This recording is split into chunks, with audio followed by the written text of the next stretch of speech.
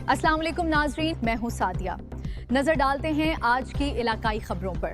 خبر شامل کرتے ہیں جہلم 2 روزہ لٹریری فیسٹیول نے تاریخی، ادبی اور ثقافتی روایات میں نئی روح پھونک دی ہے۔ جہلم کی تقریباً 120 سالہ قدیم تاریخی اقبال لائبریری کی تزئین و آرائش اور اثر نو بحالی کے بعد منعقد ہونے والے جہلم لٹریری فیسٹیول نے شہر کی ادبی، ثقافتی، تاریخی شناخت کو نئی جہت عطا کی ہے اور بحالی کے بعد تاریخی اقبال لائبریری کا نام تبدیل کر کے لاجپت رائے لائبریری جہلم رکھ دیا گیا ہے۔ اس کامیاب فیسٹیول کا انعقاد ڈپٹی کمشنر جہلم میر رضا اوزگن کی جانب سے کیا گیا۔ لائبریری کی بحالی حکومت پنجاب کے فنڈ سے ممکن ہوئی ہے۔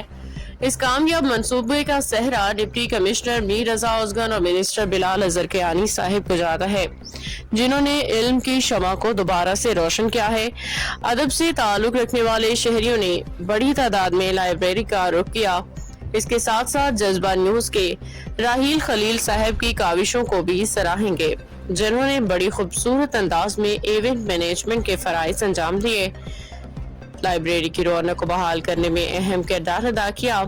فیسٹیول کے مہمان خصوصی M J doctor Azhar Mahmood Kiani صاحب تھے اور جہلم چیمبر آف کامرس کے صدر Zahid Hussain Butt, D S P Jhelum Muhammad Akram, Muhammad Ghiyas Balban, Aamir Hashmi, اے سی جہلم، انہوں نے بھی اس کاوش کو سراہا ہے۔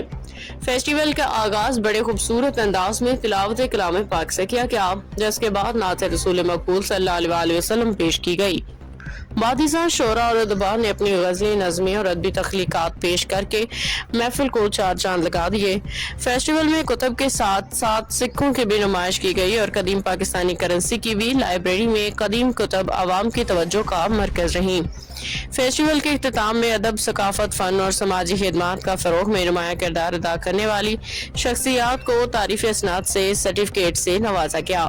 لائبریریاں اقوام کی فکری اور عملی ترقی کا آئینہ دار ہوتی ہیں۔ لاجپت لائبریری جہلم آئندہ نسلوں کے لیے علم، تحقیق اور مطالعے کا ایک معتبر مرکز ثابت ہوگی۔ جہلم کی عوام مریم نواز صاحبہ کے علم دوست کاوش کو سراہتے ہیں، ان کا دل سے شکریہ ادا کرتے ہیں۔ علم کی روشنی سے ہی سفر آسان ہوتا ہے، کتاب سے جڑا ہی انسان کامیاب ہوتا ہے۔ Saira Munir, bureau chief, Jhelum.